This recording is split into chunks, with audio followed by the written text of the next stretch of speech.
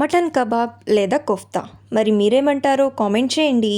ముందుగా అయితే బోన్లెస్ మటన్ని ఇలా చిన్న చిన్నగా ముక్కలు చేసుకొని బాగా కడగాలి.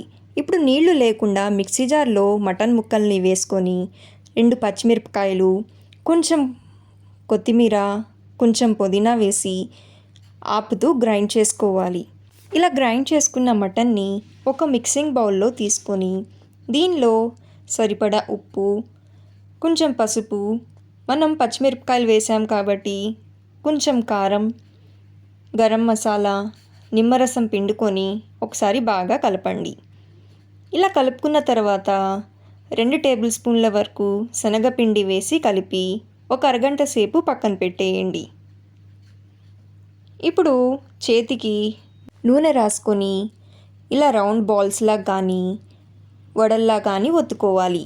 మీకు ఏ షేప్ కావాలంటే ఆ షేప్లో చేసుకోండి. ఇలా చేసుకొని డీప్ ఫ్రై చేసుకోండి. మీడియం ఫ్లేమ్లో పెట్టి వేయించుకోవాలి. అప్పుడే లోపల పచ్చిగా లేకుండా బాగా ఫ్రై అవుతాయి. వీటిని కెచప్తో బాగా ఎంజాయ్ చేయొచ్చు. మరి వీటిని మీరేమంటారో కామెంట్ చేయండి. నచ్చితే లైక్ చేయండి, సబ్స్క్రైబ్ చేసుకోండి.